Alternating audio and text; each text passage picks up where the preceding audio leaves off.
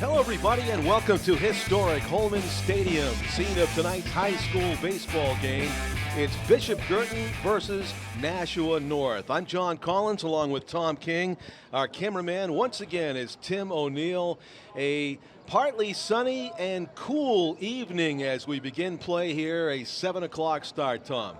Yeah, I think it's mainly sunny, John. There isn't a cloud in the sky I'm looking at. What are you looking at? Well, I'm looking at most of the infield in shadows. That's why I said partly sunny. It's sunny all the way. But yeah, if you ask the right fielder, it's sunny. But it's chilly. We're not having the heat wave we had over the weekend. At Bishop Guertin right now looking to get home field in the first round. Nashua North looking to make the tournament as Derek Finley steps in and takes, I believe, a strike from pitcher Dom Monaco. The last time we saw Monaco on ETV. He pitched a good game for Guertin against Nashua South, but he was long gone before South had rallied for the win.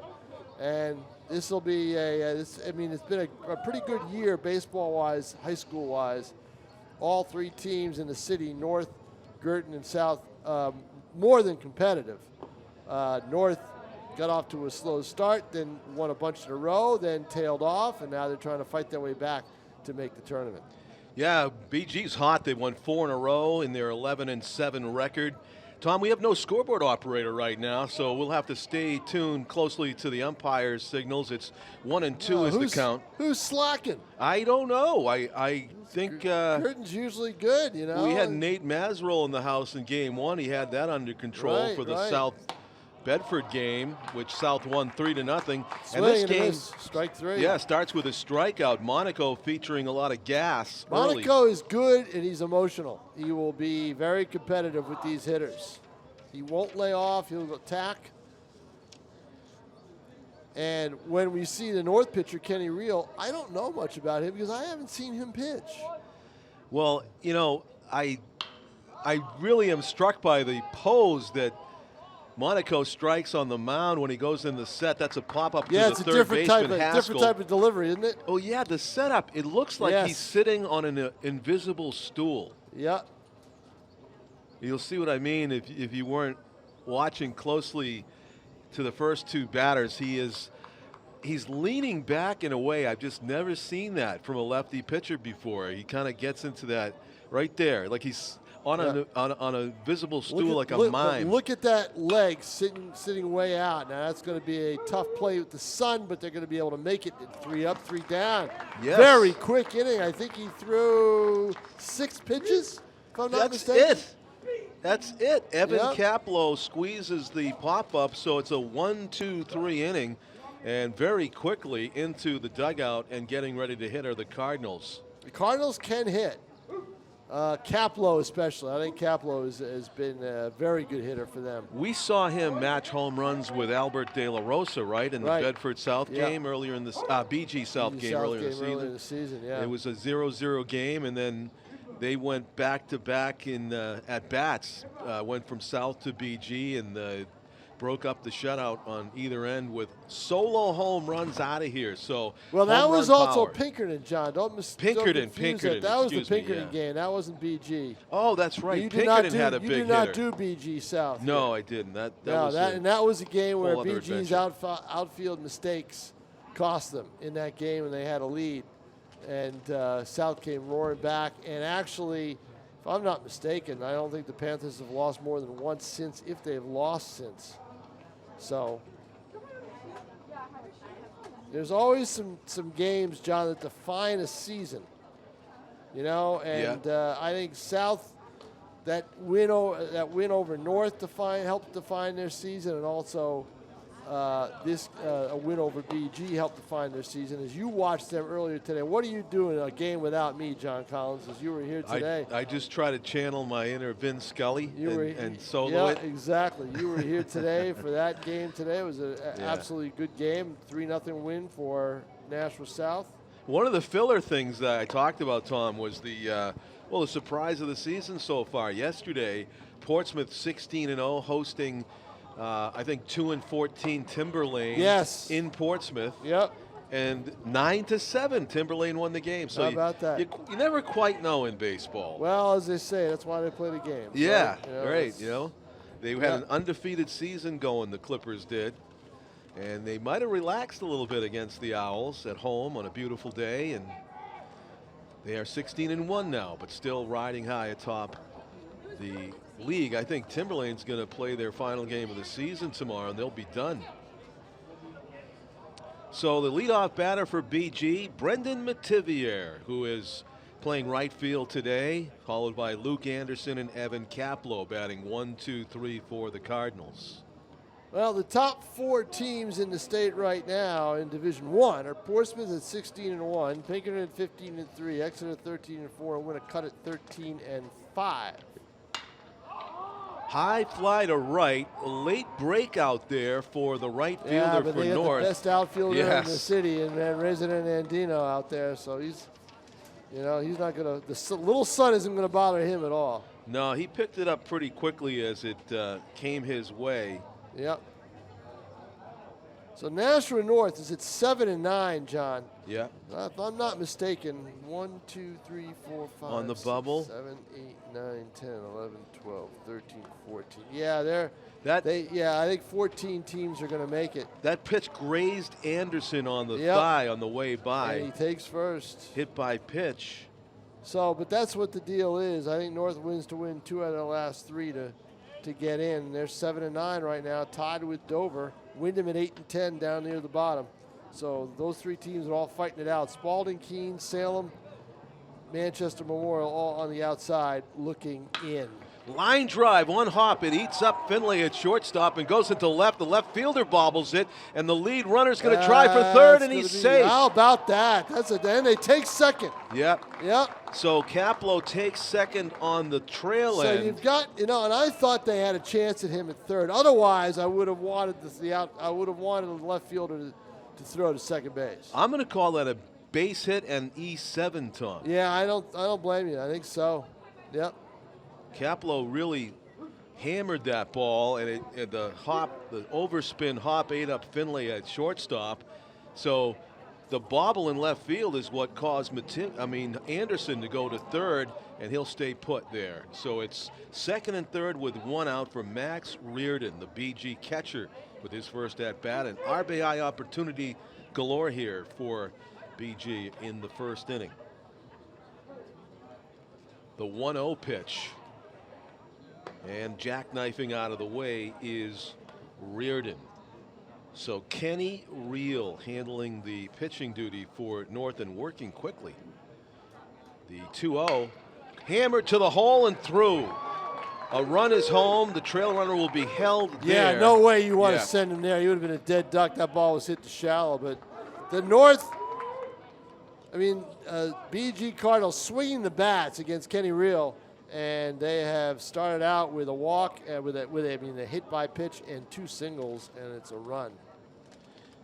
Yes, sir. A 1-0 BG lead. Jumping right on it. I tell you, Guertin has hit well. They annihilated Concord 15-3 a week ago, and they won the other night at Dover 13-3. So they are swinging the bats. Pitches on the inside corner, strike one. Cam Thibault batting. And if you talk to Scott Painter, he'll tell you he's got so many arms he doesn't know what to do with them. Well, that's a nice problem to So have. that's not bad. You take that any day of the week. That changeup's in the dirt, and it's 1-1 to Thibault. First and third for BG. First and third, Reardon the catcher, but still, he looks like he can run unless they send in a pinch runner for him. I don't think they have. And Ryan Bourgeois, the catcher for North. Nice job of getting that curveball in the dirt. Swing and miss by Thibault. 1-2. Some Nashua South kids, John. Some of these kids you watched earlier in the day. Taking this game in. Ground ball to the shortstop. Could be 2. Second for 1. Throw to first, not in time. Run scores. 2-0. Needed a double play otherwise, but it's a chance you take, but it's a chance you should take. So they were back looking for 2. They got their chance to do it. And I might have even gotten a picture of it from up here. How about that, huh?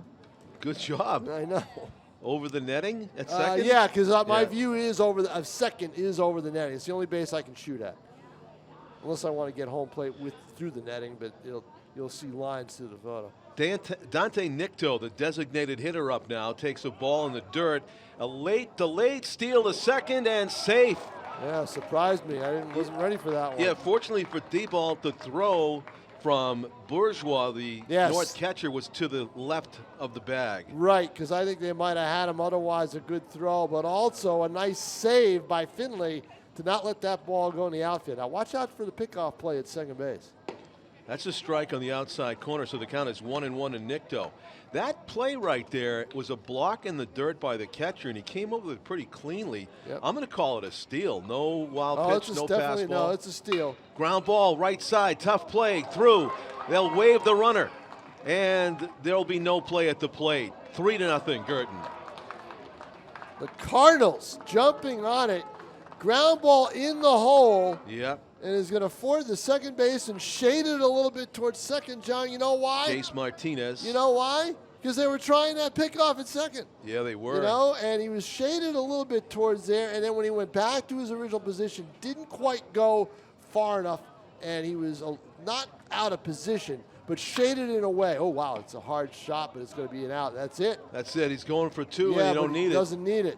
That's the end. That's the third out. That's you got to be aware. Know the outs. You got to. He still hasn't come off the field. You got to be aware. Unfortunately, you know? Brady because Mason, if you're wrong the other way, then that's a real problem. Yeah.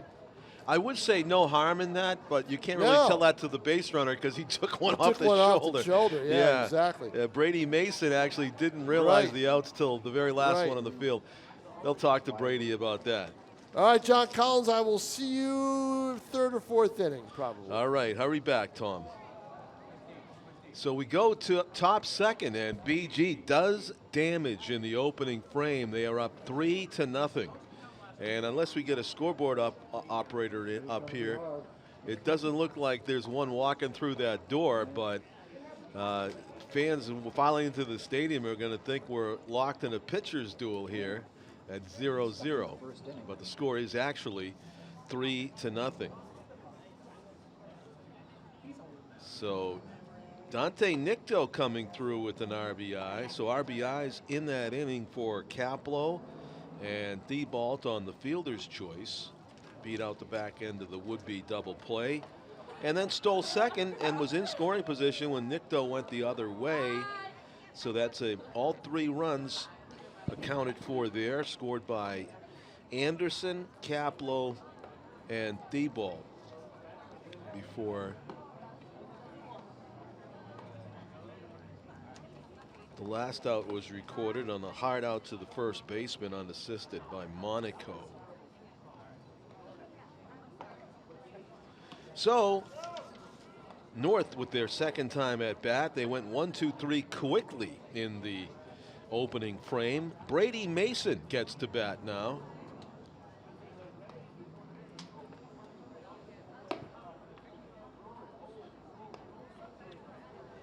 Cleanup hitter, throwing leadoff duty for the Titans.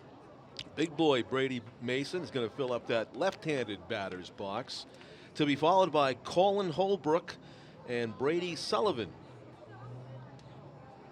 The 4, 5, 6 hitters in the order for North, with some work to do, trailing 3-0 here in the top of the second. Bender buckling the knees of Mason just a bit as the ball bent over the inner third of the plate for strike one from Dominic Monaco. It's fisted toward the shortstop. It's going to bounce once, and a quick release just in time at first base. Certainly Mason was hustling all the way, but Anderson managed to get it over there in time. That's one, if it's a speedy runner, Anderson would have had to catch that in the air to record the out.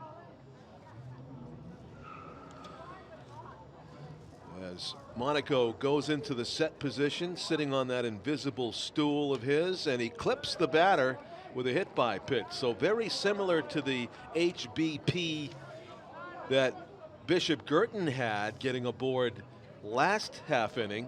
There is a hit by pitch grazing a left-handed batter of the Titans this time, and Colin Holbrook trots down to first base. grazed by the pitch. Brady Sullivan, North's third baseman, with his first at-bat of the game, looks at a ball low and away. 1-0 is the count to the Titans' third baseman.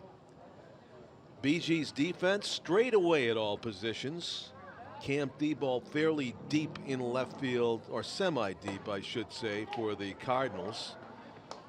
Certainly the center fielder is cheating in. That's Luke Korkolakos, trusting, I guess, his speed to go back on any balls. There goes the runner. Great jump. He guessed right. Throw to second base will not be in time. It bounds into center field. Korkolakos backing up the play. No advance by Holbrook, who has reached by the hit by pitch and now stole second base. In scoring position,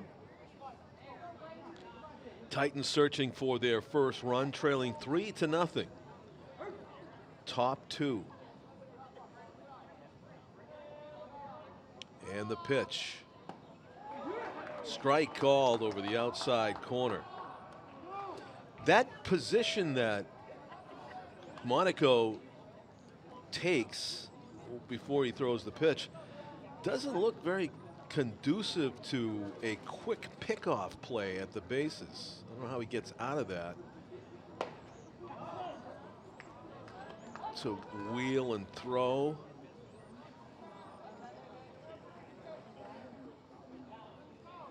I guess I could see, him faking out a runner at first in that way, keeping the leg stiff maybe and falling towards first. But as far as a guy on second base, how do you come out of that? You're putting so much pressure on that back leg. The pitch. Off the end of the bat, and it's going to bounce through. Got a piece of it, the shortstop did. And ball loose in the outfield, but now picked up. So first and third.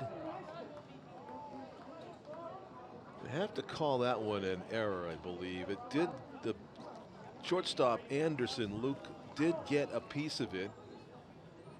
It was definitely a tough play, a lot of spin on that. It was off the end of the bat of Kenny Reel, the pitcher, helping himself out with that tough play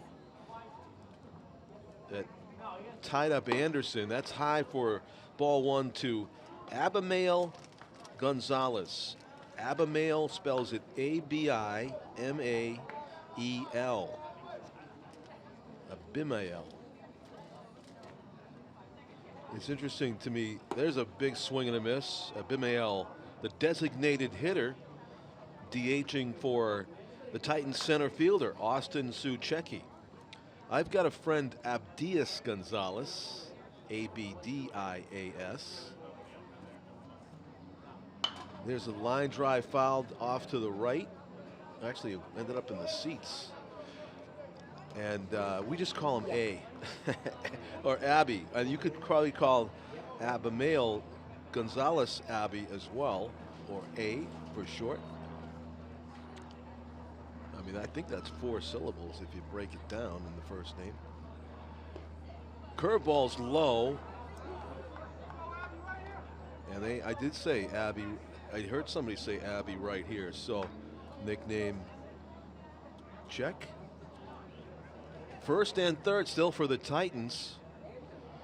There are 2 out. That's high. And Abby Gonzalez putting up a good battle here. See, we'll check with the umpire for the count. It is full. 3 balls, 2 strikes. The runner at first will be off with the pitch with 2 out. Big pitch here for the Titans. It is in there for strike 3. Abby got frozen. No argument, though. A great pitch right there in a clutch spot by Dom Monaco. Getting congratulated as he comes off the field. Deservedly so, as he leaves 2 runners stranded. Opportunity missed there for the Titans to score their first run or runs of the game. So through the top of the second inning, the score: Bishop Guertin 3 and the Nashua High North Titans 0. John Collins along with Tom King, our cameraman Tim O'Neill as we telecast this one live on ETV's channel 96 if you're watching on a Tuesday night, May 24 of 2022. Welcome everybody. In the earlier game of a high school baseball doubleheader here today at Holmen. Nashua High South with sterling defense and some timely hitting, especially from the top of the order, shut out Bedford 3-0 for a win. Their 12th of the season against 7 losses for the Titans. So, drawing leadoff duty for Guertin here in the second inning is the 8-hitter Ryan Haskell, third baseman for the Cardinals. Facing Kenny Reel, first pitch swinging, a high bouncer to the third baseman. Crossed the diamond in plenty of time by Brady Sullivan, a nice play. 1 up, 1 pitch, and 1 down in the bottom of the second. BG playing the role of the host team to Nashua High North in this one. Haskell retired on a ground out to third, and here's Luke Korkolakos, the center fielder for the Cardinals. Strike on, nope, excuse me, he missed the inside corner. I think I saw Kenny Reel do a double take on that ball call as well. And the pitch is in the dirt. 2 balls and no strikes. Top of the order, Brendan Mativier is on deck for BG. Swung on and missed. Kind of a late decision it looked like there by Luke, but pitch he really didn't need to chase on 2-0. 2 balls and 1 strike. Working quickly, Reel.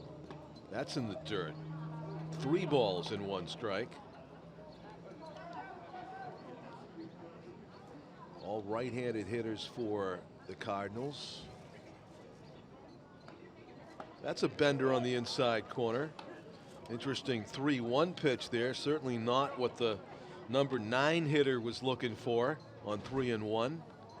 Counts full, strike 3 called. A front door curveball. Kenny Reel throwing breaking balls in what you might call a fastball count, but obviously he feels like he has good control of that curve and can put it exactly where he wants it, so that became his out pitch.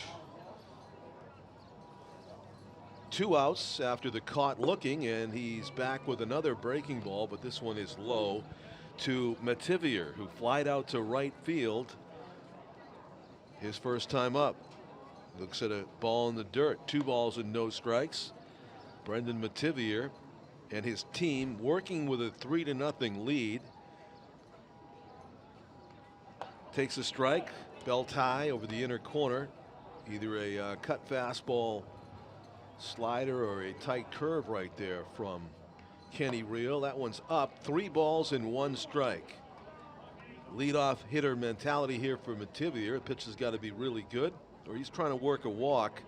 He hits this one in the air, and he will fly out to second for the second time in this game, as Jordan Racing and Andino puts it away.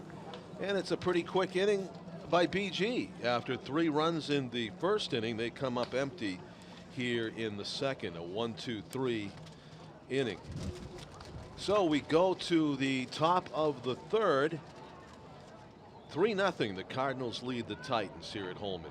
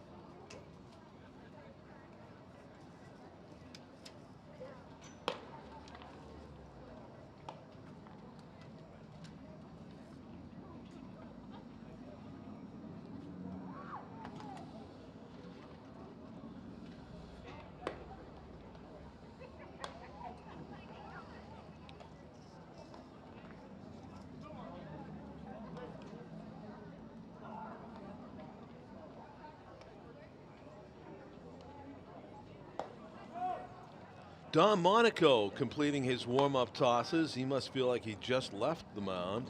It's only minutes ago. He's back out there. Bishop Guertin will turn around and play tomorrow here at 4 o'clock, either here or at their own high school stadium. High school facility, I should say, at BG. The 4 o'clock game against Timberlane tomorrow. A Timberlane team you can't take lightly after they upset 16-0 Portsmouth yesterday. Cued off the end of the bat of Jordan Racinen and Dino.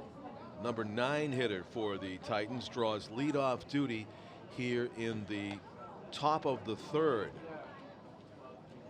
This first look at Don Monaco to center, tailing, caught. Good first step and jump by Luke Korkalakos to run that one down toward right center. Another ball to the outfield that sounded like it was off the end of the bat, didn't have a lot of carry, and Korkalakos read it perfectly for out number 1. Back to the top of the order, Derek Finlay struck out on a hard fastball away his first time up. That's a bender over the middle. So Finlay doesn't know what to expect from Don Monaco as far as pitch selection. The 0-1 is on the way. Curveball, rope to left, sinking fast, caught. What a play. Cam D-ball for Bishop Guertin in left field. Another great read by an outfielder and taking a hit away from Finlay. So after 2 quick lineouts to the outfield, it's up to Jace Martinez to extend the inning. The Titans' second baseman popped up to the second baseman his first, third baseman his first time up in the infield.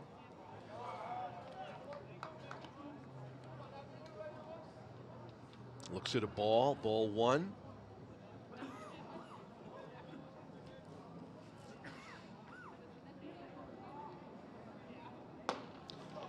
Swung on and missed. Martinez actually might have been on time on that pitch, but missed it by about a foot. The 0-2. Hard hit, third baseman Ryan Haskell across the diamond to Sam Franco, and that is the inning. 1-2-3 go the Titans in the 3rd. Go to the bottom of the inning now, and BG with their 2, 3, 4 hitters due up.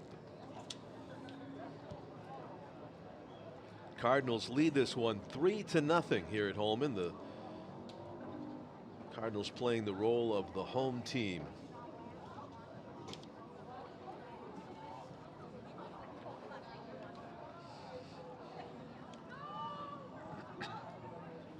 North's got a road trip to make tomorrow. They got to head up to Rochester after school.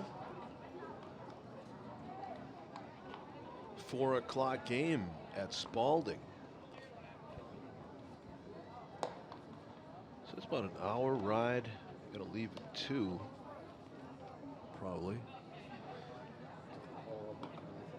And a horrible drive, as Tim O'Neill points out. It's not an easy get to in Rochester on a weekday, a work day.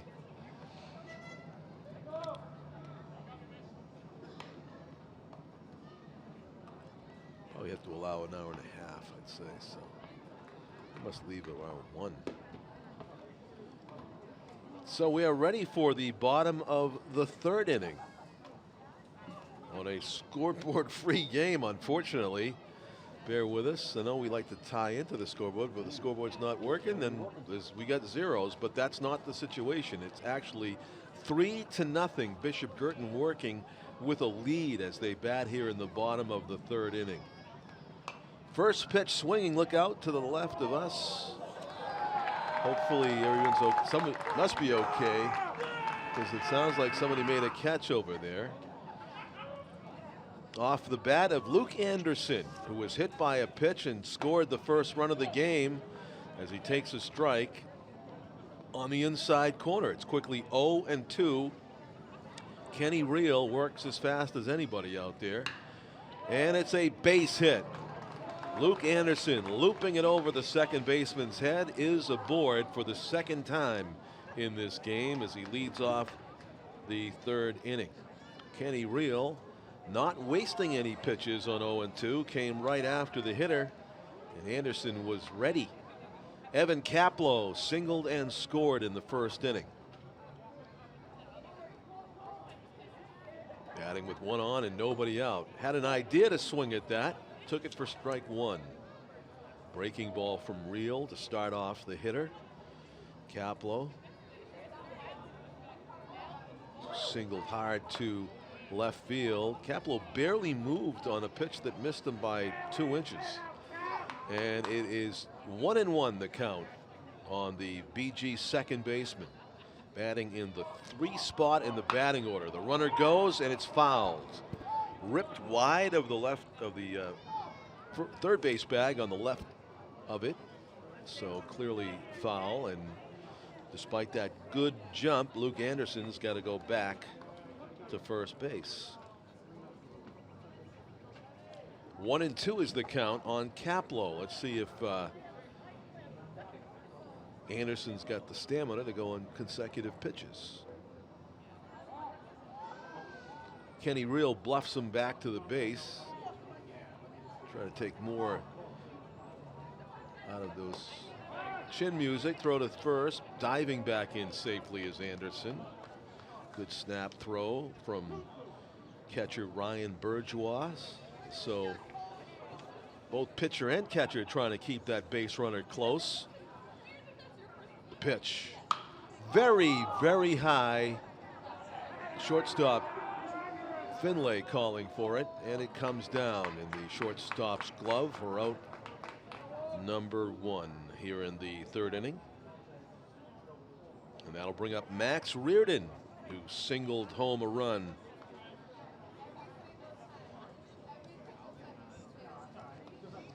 in the first inning. Great jump there. Shouldn't even throw it. Throw to second's off the glove, but he'll stay put. Just a monster jump there for Anderson. And see why Bourgeois throws. If there's any chance at all, he's got a gun back there, but that was kind of out of his control, even with a perfect throw. So Anderson's in scoring position for Reardon. The pitch. That's a ball outside. I think it's 1-1. Check in with the umpire.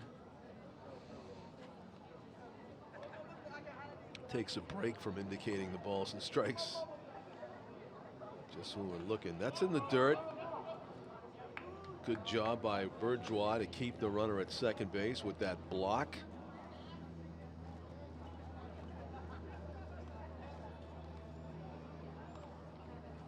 Pitch. Strike.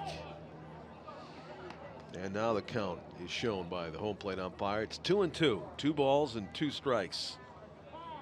Time is called as he felt like Kenny Reel was quick pitching him a little bit. Did Max Reardon. Runners in scoring position with 1 out. Lights on now here at Holman. 7 o'clock start. We're at 7:30. Ripped to left, and it's going to get down for a base hit. It's going to go all the way to the bricks, or the chain link to the left of a double to plate the 4th run of the game for Bishop Guertin. Jumping all over that inside offering was Reardon. He's got 2. Bishop Guertin, he's batted in 2 of Bishop Guertin's 4 runs. 4-0. The Cardinals lead it here in the bottom of the third as Reardon trades places with Anderson at second. Only question on that was whether it was fair or foul. Anderson with no trouble scoring. The pitch to Cam Thibault, who has driven in a run by way of a fielder's choice. Ground ball to shortstop with runners on first and third. He beat out the back end of what would have been an inning-ending double play. Strike over the inside corner to Thibault. Reel checks the runner and throws. Hit very hard to center. Starting in, but then it's over his head. Center fielder Austin Suchecki got burned on that one, and it's going to turn into a triple. And it goes to the dugout, racing home and diving in with the 6th run of the game is Cam Thibault. He absolutely rocked that triple to center. A misplay out there by Austin Suchecki, but never really came close to touching it, so you got to call it a triple. And then the error on the overthrow, and Thibault scores. So 2 runs in on that. 6-0. The Cardinals lead it here in the third. 2 hard hops to the shortstop. Finlay up with it. Perfect throw across the diamond. And on a 1-pitch at bat, Dante Nicto is retired, 6-3. So 2 outs, nobody on base. 3 runs in the inning. It was a 3-run first for the Cardinals, now a 3-run third. Here is Dom Monaco, the pitcher, getting a chance to hit. One of those lefty-lefty guys, as he bats left-handed as well as throwing left-handed. 1-1 the count. Monaco grounded hard to the third baseman his first time up. Pulled it right down to Brady Mason, who made a nice play on it, stepped on the base. The inning was over at that point, but Brady tried to turn 2 and threw it off the back of the base runner going to second. High fly to left, cruising over to make the play is Colin Holbrook for out number 3, but the Cardinals get 3 runs. The big blow, Cam Thibault's 2-run triple, it turns out. The second run was himself as he scampered home on the error overthrow at third. 6-0. The Cardinals lead it as we go to the top of the 4th inning here at Holman.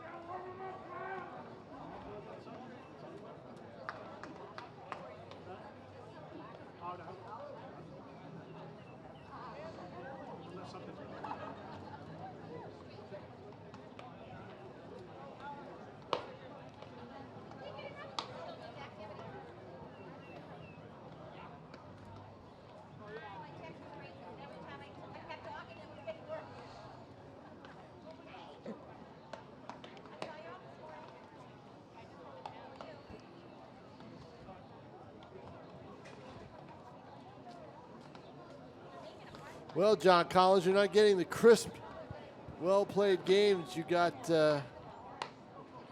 earlier, are you? Not quite as crisp, but I'll tell you what. Hitting is much more, that's for sure. Yeah, that's true, you know, and not all the plays are being made.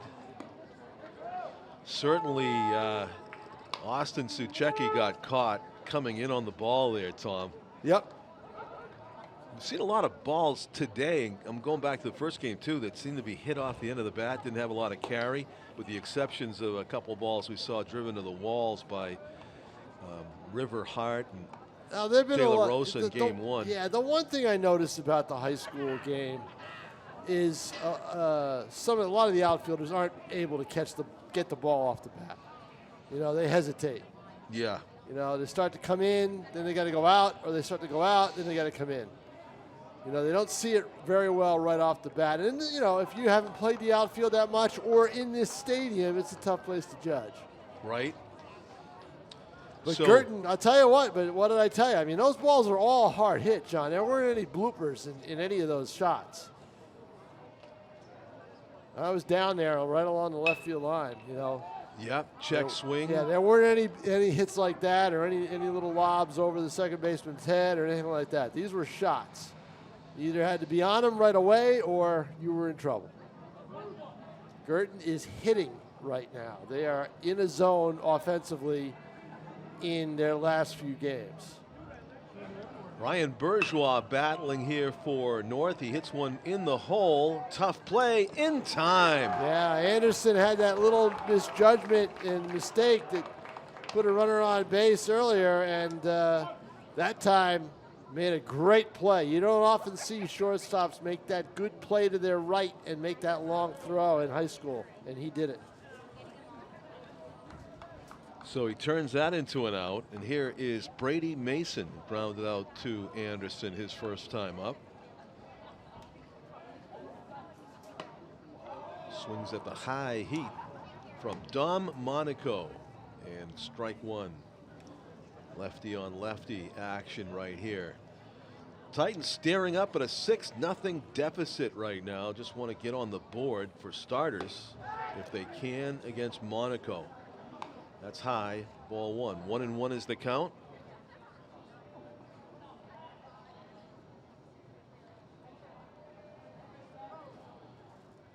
And the pitch is hit up in the air in the infield. And middle infielders converging. It'll be the second baseman, Evan Kaplow, that takes it for out number 2. You know, I always check the birthdays, baseball birthdays when we do games, Tom. Yeah. Ellie Rodriguez, former catcher in the major leagues that we have had up here in this very Holman Stadium booth, I believe. You and I doing a game or two when the Atlantic League was here. Yep. Pop up to the left and out of play. He caught Nolan Ryan, one of Nolan Ryan's no-hitters, I think, 1 or 2. Oh, Ellie was a great ambassador for the Atlantic League. Yeah, right? Great guy. Loved coming to Nashua because there was a store on, it's no longer there, it was way out on Amherst Street. It was a pie store, and he loved it. He loved the pie store? Yeah, it's great pies. I thought there might be more to the story. I was pausing. Yeah, I was going to say, what else is there in Nashua? I mean, Jeanotte's. Yeah, I figured he'd say something else, you know. But, yeah. It's great pies. You remember that? Oh, yeah. You were just struck by how'd you just only come up with pies, right? That's good. Never heard anybody say that about the area before. That's why they like coming here. I think we talked to him about, he was the catcher when Yaz covered up the plate with dirt and throw his helmet down on it. I'm not sure. I don't remember. And he wasn't, because I looked it up. It was Yeah. Tom Egan, actually. 10-year journeyman catcher. That I know Tom Egan remembers it because he retired like 2 weeks later after a 10-year career. I looked it up on the YouTube. That's a clipper. That's a hit by pitch. They get it. Did they say no? They did come not. on. No. Sure looked like it. It sounded like it too. Yeah, but you know what? They might have said he turned into it, but no, they didn't. There's no. That was weird. There's no argument there. No either. argument at all. It's almost like he doesn't want it, even if they all heard it. I'll tell you what, North needs it. Yeah. You know, they need base runners. They're down 6-0. They need base runners. Almost a perfect bunt on the check swing. It's not going to be called a bunt strike 3 though, because it wasn't intentional. So There's Brady, a good student section down off left field, down off third base for North, and unfortunately they don't have a whole lot to cheer about right now. yeah, that's right. By the way, that Yaz play when he threw this helmet on the plate, that was May 25, 1975, which is tomorrow, Today May is 24th. the 24th, right? Yeah. Boy, May. What happened to May? What Yeah. happened to April? What Flew happened by. to May? Up with it is Evan Kaplow to make the play, so it does turn into a 1-2-3 inning. Yeah, I got to tell you, this Guertin team, if they can play well defensively and hit a little bit, they could be a tough out in the tournament because of their pitching, because they've got good pitching. Kaplow's a good arm. Monaco's a good arm. they've just got so many good arms right now. Baseball's tricky, the playoffs, isn't it? One and done. One and done.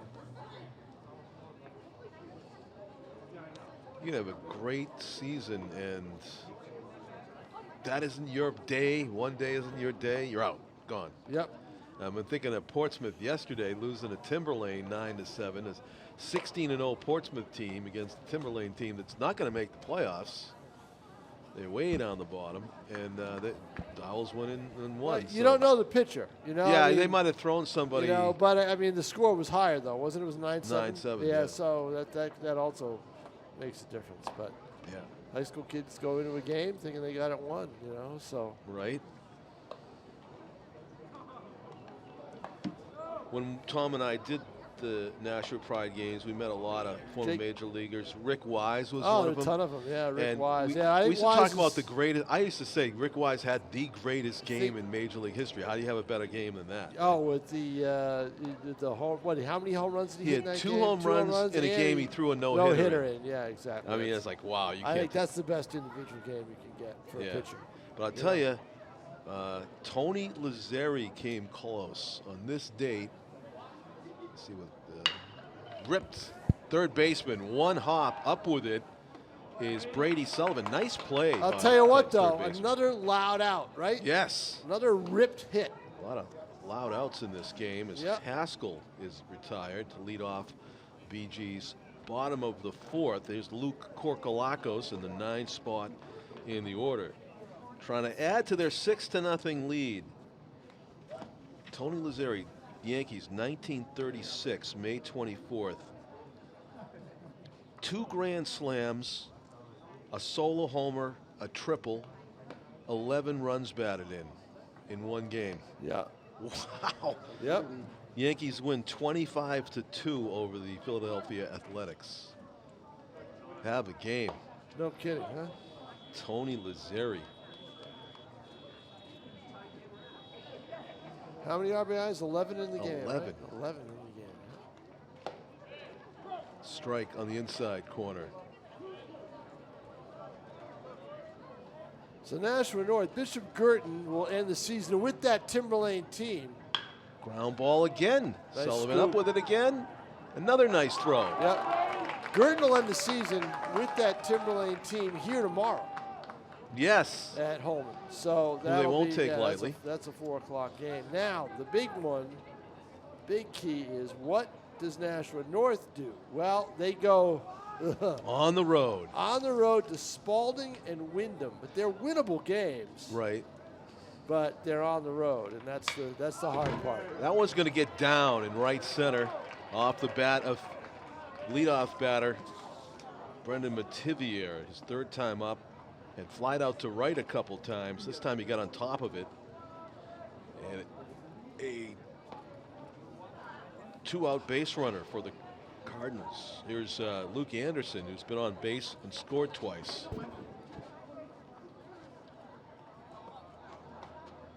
As they check in over on Mativier. Anderson got things going in the 3-run first inning and in the 3-run 3rd inning. There's sort of first, second base, and safe. Oh. Yeah, he close got in play. Yep. No, he got in there because the throw was on. Yeah, the throw was on the far side. He has to lean across. Finley's got to lean across. Yeah. And Finley's tall, but he's not that tall. Yeah. Good job by Finley to catch that bounce cleanly and go for the tag. Exactly. It was just a tad late. There he goes. Yeah, I was just going to say, I'd do it. Oh. I'd challenge him. And he's in there, too, with the head first slide. Yes. Does anybody not slide head first anymore? Yeah, I guess that guy in the Dodgers that's Trey Turner, is it? He's got those beautiful feet first slides where he pops. Oh, that ball's going to get by. And it's run number 7 for the Cardinals. So how about that? You get an innocent runner with a hit to lead off, with 2 outs, nobody on. And then all of a sudden he steals 2 bases and scores on a wild pitch. Brendan Mativier creating offense there for run number 7 after 2 outs. And that's why he's the leadoff hitter. Oh, yeah. I'll tell you what, you wonder, you look at this Guertin team, sometimes I look at this team and I'm saying, you know. Built to win, right? Yeah, built to win is right, you know. All depends on when you're playing and where you're playing and who you're playing, but still, you know, if they can hit the ball, they're good. And there's another case of not knowing what the out is as he throws down to third after the third strike. Strikeout of Luke Anderson. So we go to the 5th inning, and it's a 7-0 Guertin lead.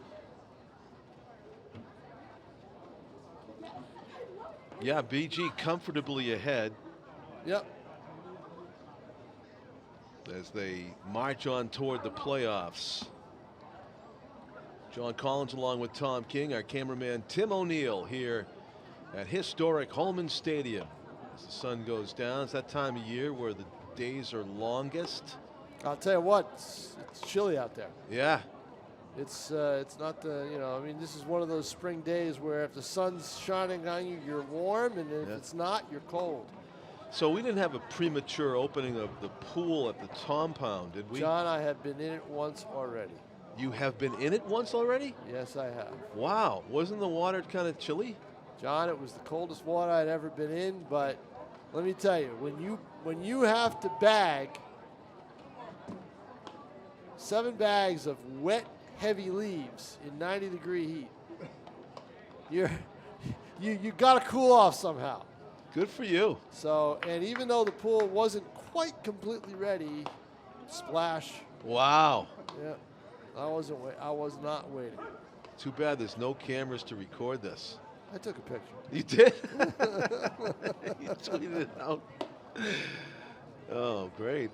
I'm shocked. That must have been really a change of body temperature right there. Yeah, it was. But you know what? It was so warm out of the pool that you warm up pretty quickly. Sure, yeah. Good for you. Yeah, but that's it. I mean, that water's even colder now. Oh, yeah.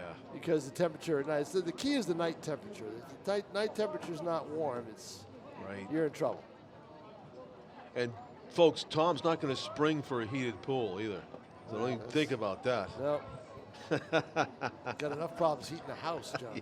Heating the house, I know, you're right. It is 2022 after all. But we will go back to baseball and not talk about that. But, you know, we'll get some more summer weather soon. Yeah. It's a matter of time. But it's been such a cold spring, especially for these games. You know, I mean, let's face it, they haven't played many of these games in nice summer heat. There's off the end of the bat. Yeah, that's exactly it. It looked like it was going to be a drive all the way out to the wall, didn't it? And, but the sound of it, you knew it was right off the end of the bat. Silver Knights will open up on Thursday here at Holman Stadium against Pittsfield. Of this week, the 26th of May. Yeah. Wow. Let me tell you how lucky we are to have this stadium and this stadium kept the way it is by the city of Nashua. Wacona Park, historic park in Pittsfield, Massachusetts, which has a team in the FCBL, the Pittsfield Suns, who will be here on Thursday night. Their grandstand has been shut down. What do you mean their grandstand has been shut down? Due to structural issues. Oh, no. Yep. So they are trucking in bleachers. Oh. Fouled off the bat of Kenny Reel. So here we don't have that problem. We've got, we got luxury suites. We've got, modern. The stadium's been modernized and it's in great shape. Field looks great. Kenny reached on what I scored an error by the shortstop his first time up. Yes, I did too. Yep. Tops that one. So 2 strikes. 1 out. You've heard of the term rocking chair start or inning for a pitcher that's cruising along. Well, as I say that, Dom Monaco makes Reel dance, but he's creating his own invisible rocking chair or stool out there as he takes that signature, unique set that he has there, Dom has, and ball hammered to center. Not that deep, though, as it is actually right into the glove of Korkalakos, perfectly positioned for out number 2.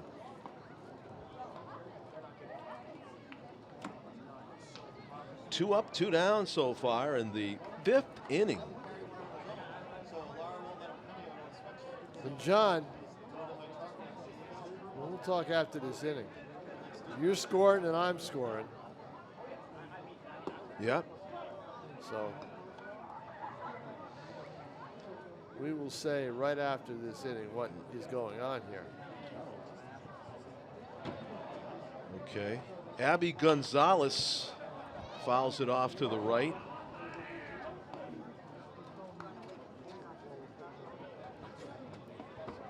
If I'm one of these bottom of the order hitters for North, I'd drop one down. Great idea, actually. Rip to left, so that'll do. And that'll end that conversation we were going to have, because Monaco was working on a no-no. When you said that and I started to look around, it's like, oh. Well, the key was the play at shortstop by Anderson, in the second inning that we both ruled an error. Yes. So, wow. So that's the first hit. So much for my strategy of dropping one down, right? Well, your hit was so powerful that you jinxed the situation. Exactly. But yeah, it took an 8-hitter second time up to get the first hit in the 5th inning. The other pitcher for Guertin that has been strong has been Jake Boudreau. I think I would be safe to say he's their number 1. Capello is number 2, but Capello's been pretty good. And now you got this kid, Monaco. Oh, I'm telling you, he has got a riches of arms. Sure does. So. Missed 3 times down and into Racing and Andino, who takes a walk. So the full whammy was put in by Tom as he. I never said. No, you didn't say it out loud. No, you didn't say it out loud. I didn't say it out loud on purpose. Power suggestion. Yeah. Hitting the walk. First hit or walk of the game for. Well, let's see. Now Monaco. Let's see how Monaco, he gets his way out of trouble before. Let's see if he can do it again. He's missing down and in here. Yeah, the key is to throw strikes. Attack the hitters, pitch to contact. You've held them without a hit. The problem is the guy at the plate is a pretty good hitter in Derek Finley. Derek Finley back to the top of the order. He's 0 for 2. Ground ball sharply hit. Backing up. Anderson flips the second in time. It's close. Yep. It's a high flip. It was. But it gets the job done, and we have played 5 for 4.5 here at Historic Holman, and it is still a 7-0 Guertin lead. By my count, anyway, because we had no scoreboard. I have 7-0 as well. 7-0 as well. That's it.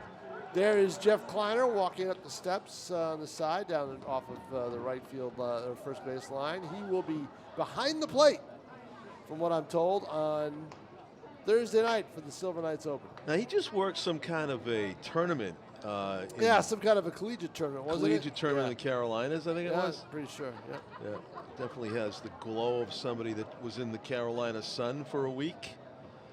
I joke with him in that photo he put of the umpiring crew where he talked about how much of a joy, a professional joy it was. Somebody told him to smile, right? No, he's the one that didn't smile. He had his game face on. Somebody told him to smile. Yeah, exactly. Yeah. And I commented, that's the face of somebody that says, of course I'm working the plate. Stand aside. That's my turn. Championship game. I got it.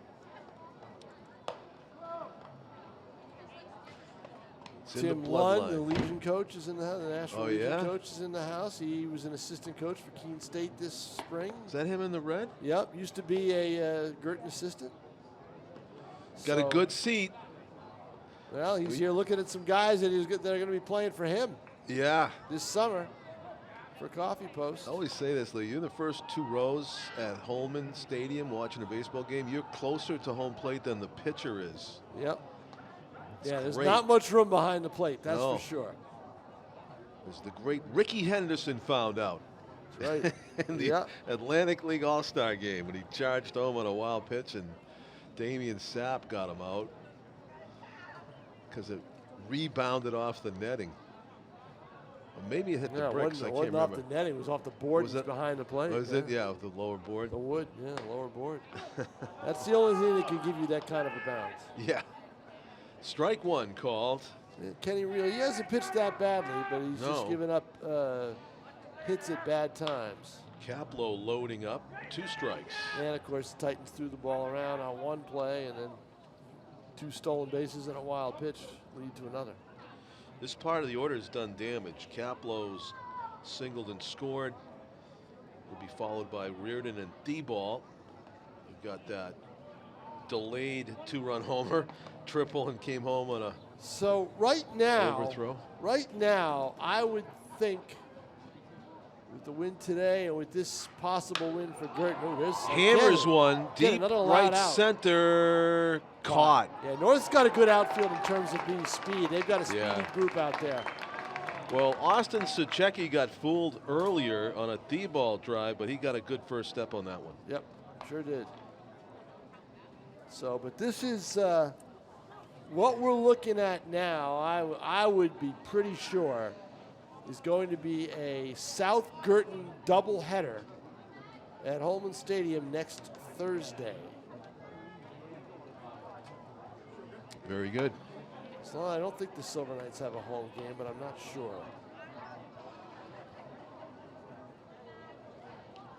Reel working quickly, ripped foul down the Boy, left what field ball line. isn't ripped off the bat of these Cardinals? They are just swinging it. That one got to the chain link out there in a hurry off the bat of sure, Max Reardon. It sure did. Reardon's 2 for 2. Got a double. Run scored. BG catcher awaiting strike. Oh, wasn't a strike. Inside.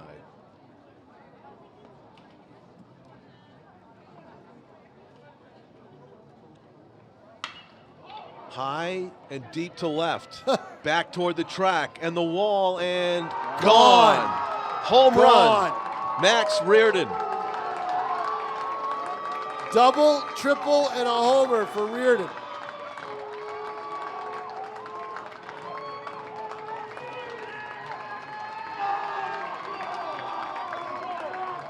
Told you, every ball off the bat is going places. Far away, or fast, or fast. Yeah. You know, with a line drive. But that ball, boom. Wow. You know, I think he was trying to hit a home run, and he did.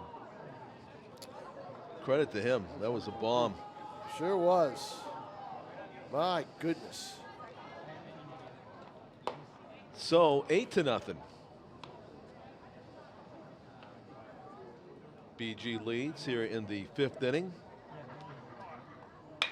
Ripped to center and sinking fast. Base hit. It's going to be extra bases. Yep. D-ball.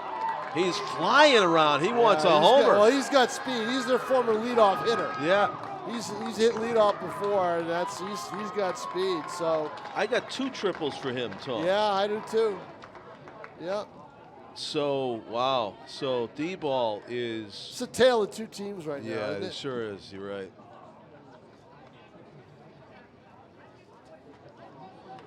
Yeah, they're all righty batters that just rake. Except Luke Anderson's lefty, I guess, but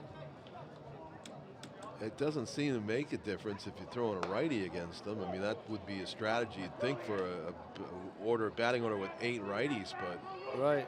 Tattooing balls here today. 0-1 is the count on Dante Nicto. They're going to call that a strike. He doesn't agree with it. Well, I thought we'd get a playoff doubleheader next.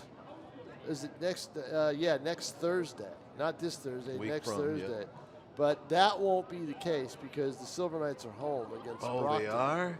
Yep, they are home at 6 o'clock against Brockton. Okay. So one of these teams is going to have to play, Guertin or South is going to have to play at their home field. Would they allow a game earlier? No. You can play it early in the day. Yeah. And then play another one? No. No. I don't think so. They'd have to take the kids out of school. You'd have to get the other school to agree to it, the whole bit. No, not happening. There's a lot of things that have to happen there. So that's a strikeout of Nicto. Yep. And that's 2 outs. Here's Dom Monaco. Actually, is this a pinch hitter? It's a pinch hitter, yeah. Yeah, it is. Yep.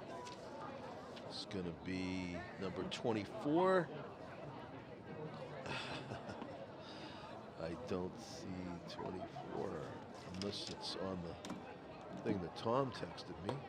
Probably is. I had a printed roster. And I got a Tom text. So going to the Tom text for number 24. Ground ball at the plate, foul.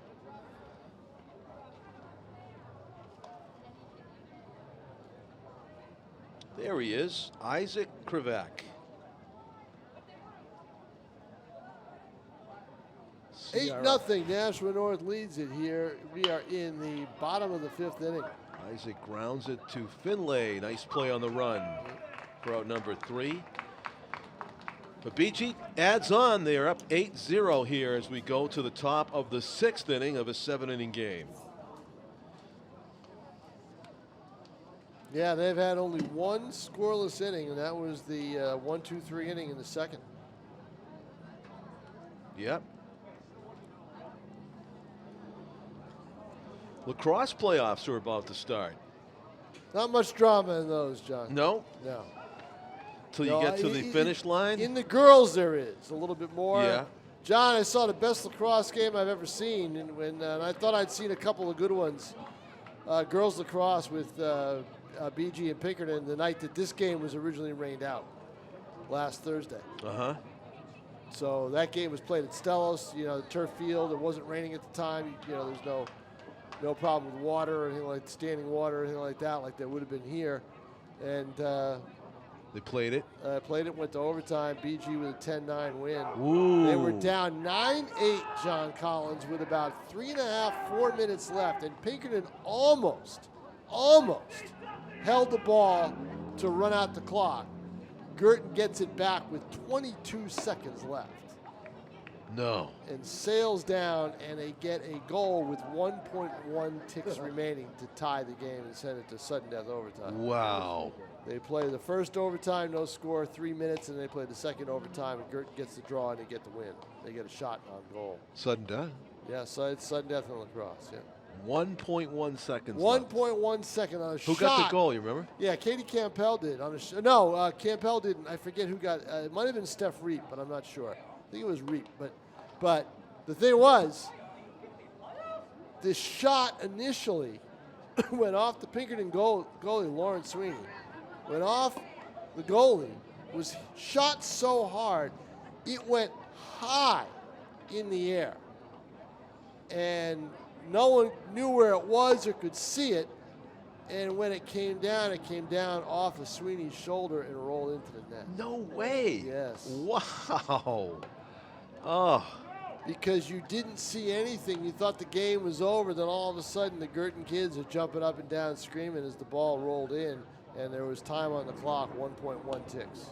Unbelievable. Yep. What a game that must have been. Yeah, fabulous girls lacrosse game, classic. A regular season game that leaves you wanting a matchup. Don't forget last year in the finals, Guertin blew them away 20-3. So yeah. This was a different Pinkerton team, new coach, the whole bit, and then they. Wow. And the word was they were keeping the ball as long as they could. Guertin got a turnover somehow. Sure kept it a long time. Yeah, I forget how they got the turnover, but they got one. So no shots were taken, John. That was the thing. Don't shoot the ball. Hold it. And they were able to do it. So it was great lacrosse. It was the way the game is supposed to be played. It was really great. And this Pinkerton team is pretty good. We've seen a good Nashua South girls team, and Pinkerton blew them away 16-4 yesterday. So, to the top of the 6th inning we go here. And a new pitcher. So Dom Monaco went 5 scoreless innings. One hit, allowing one hit. One hit. That was it. And that was by Abby Gonzalez. Number 8 hitter. Got a solid single. But a very impressive performance. So that's a 4-pitch walk. Newly into the game, Cooper Granville, junior right-handed pitcher. also plays third base. Sure, he wanted to put all 4 of those down the middle instead of a leadoff walk, up 8-0. Misses. So it'll be ball interesting 5. next week.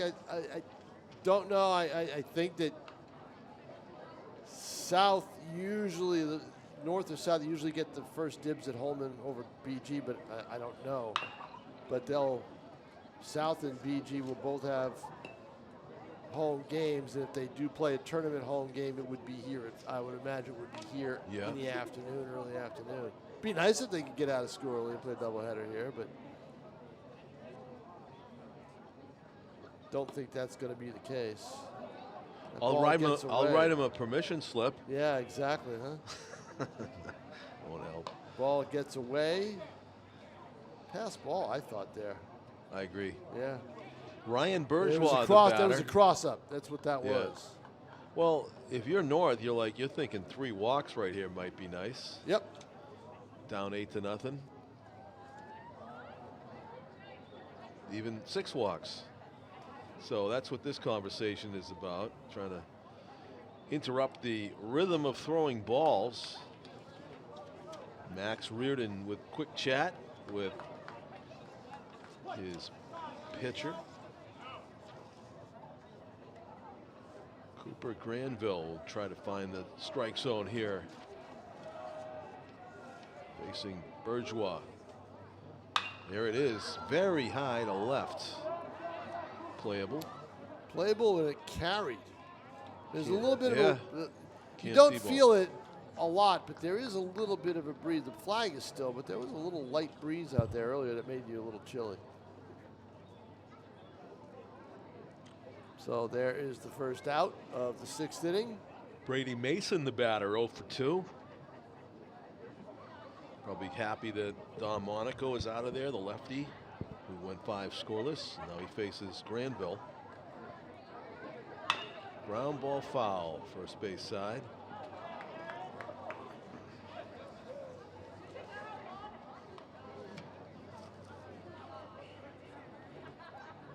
John, you see the picnic tables and the umbrellas out in left field? Yeah. I believe that's something like the sign is out there. It's going to now be the Corona Cabana. For the Silver Knights? Silver Knights, yep. So, good spot, and there's some fans out there right now watching the game. It's a good spot to watch a game. They want to utilize that area if they can. There are fans. It's a cabana, but I'm pretty sure there's no Coronas out there. Oh, there probably will be.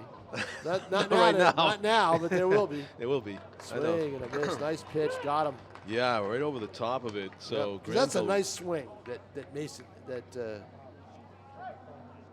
he's got. Mason. Yeah, you Mason's like got to a see nice, him connect, see how far it would go. Yep. 2 outs, man at scoring position for the Titans. They trail in this one 8-0 here in the bottom, or the top rather, of the 6th inning.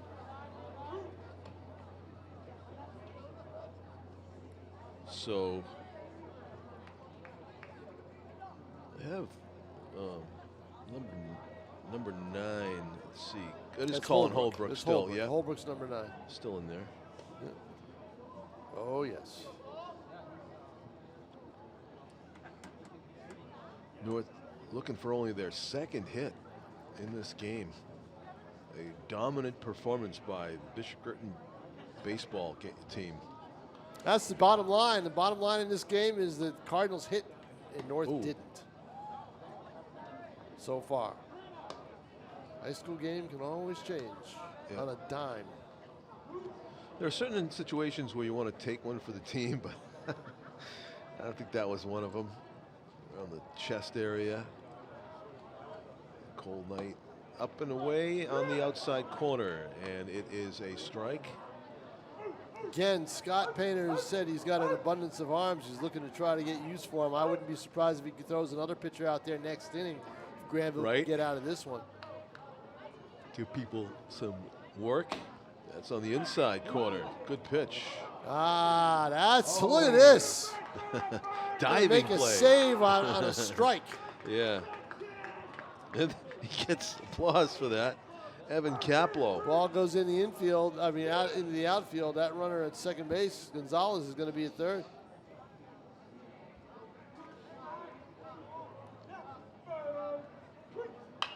Popped foul. Jammed him. Yes.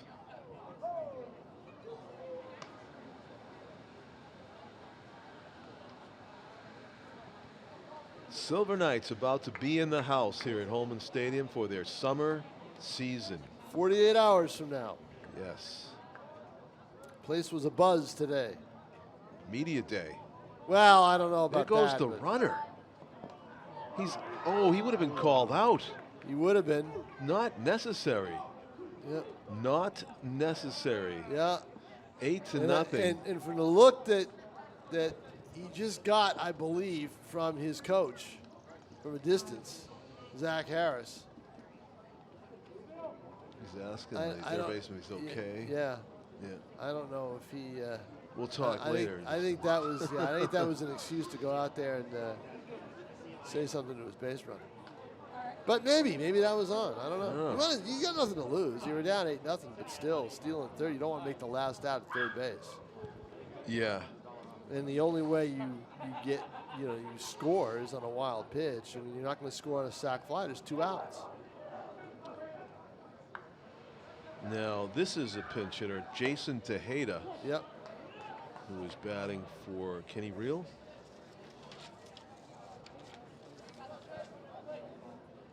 Yeah. Oh no. Yeah, that was Sullivan that just hit. No, that wasn't Sullivan who just hit. There's the force play. Force play. Fielder choice ends the inning. That was not Sullivan who just hit. That was Tejeda, the pitch hitter. Tejeda, yeah. Yeah. Sullivan is struck out and grounded out. And there's a force play at second, and the shutout is intact. No runs for Guertin. Yeah. I mean, no runs for Nashua North. No hits, 2 walks, and 2 runners left on base. We have played 5.5 here at HHS. 8-0 Guertin.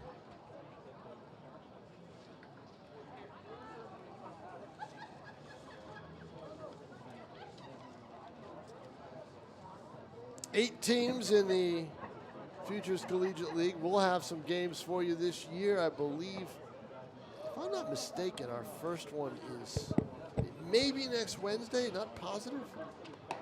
Definitely the following Wednesday would be the Education Day game. Yeah, that's what Tim thinks it is. And of course, I went over the dates with our producer Pete Johnson yesterday, and I didn't write them down.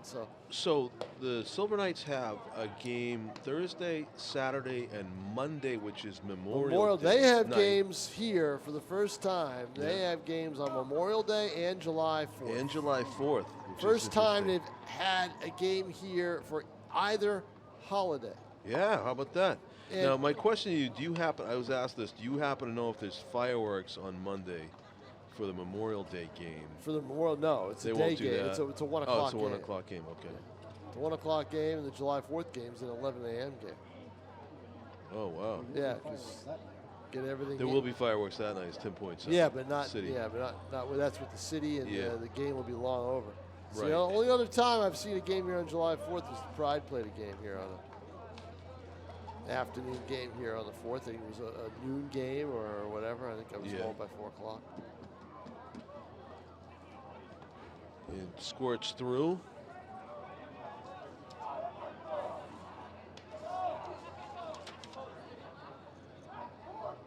Leadoff duty for Ryan Haskell. The Nashua Silver Knights. If there's no rip shot, another rip, right? Yeah, another rip, another loud hit. 100 miles an hour for Guertin. No chance at third base on that one. That was smoked. Leadoff hit for Haskell brings up Korkalakos. Unless there's another pinch hitter. PJ Benitez, senior. So in a conversation I had today with the owner, John Creedon, he pointed out something that I was well aware of the possibility of, but depends on semantics. That the Silver Knights are the longest running franchise in the city of Nashua at Holman Stadium for baseball. Wow. All right. That, however, will be true once this season ends. And here's why. Tied with who? Oh, get out of the way. In the center for base Again, hit. another ball smoked. Yeah, that's Benitez, pinch hitter with a base hit. Yep. BJ is aboard. First and second, no out here in the 6th. See, the Nashua Pride were here from 1998 to 2008. Uh-huh. And then they were sold. It wasn't as if they left town and another franchise came in. The franchise itself was sold by John Stabile to the group that Dan Duquette was a part of. And then they changed the name to the American Defenders of New Hampshire. Okay. So technically, it's still the same franchise, right? Yeah. Because the franchise itself was sold. And they played a half a season before they were locked out. They were locked out later that season.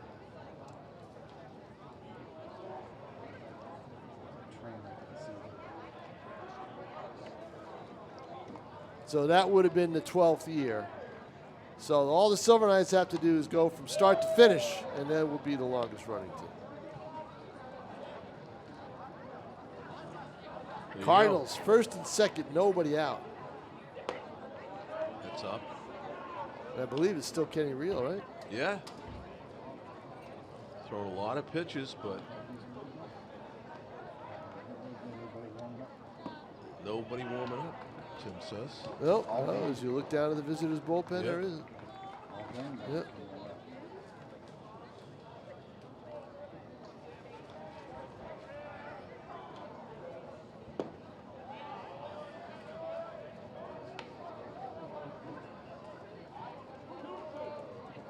Wonder if all the kids watching know who had the nickname The Real Deal. I don't even think I know. You don't know? No. It's in boxing. No. Evander Holyfield, right? Yeah, I don't. Real Deal, Evander Holyfield. Yeah, I mean, how No? many times did don't they really use it? You know? I thought they used it all the time. I saw Evander Holyfield in person at the Super Bowl a few years ago. Walked with him for a little bit, asked him a couple of quick questions. He seems like an affable guy. Couldn't believe they put him back in the ring. He looked pretty old when I saw him. Ground ball sharply hit. Third baseman up with it. Throws to first and nice scoop. Oh, they're gonna call safe. Yeah, he got by it. I don't know why he left his foot off the bag because Brady Mason had the hard part. He caught the ball. So you missed the tag on the runner. Yeah. And then you throw to first. So got to give it an E5, right? Yeah.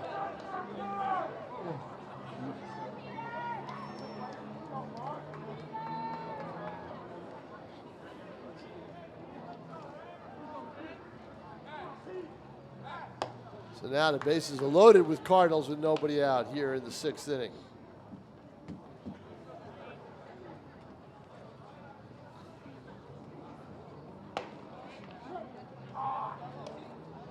How did Evander Holyfield get his nickname? Came from the man himself. He said, Real Deal came up in the Olympics. I got disqualified. No advance.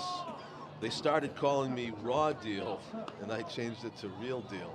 There you go. Good fighter. Yeah, great fighter. He actually made Mike Tyson look human, frustrated Tyson, to the point where Tyson bit his ear. Yeah.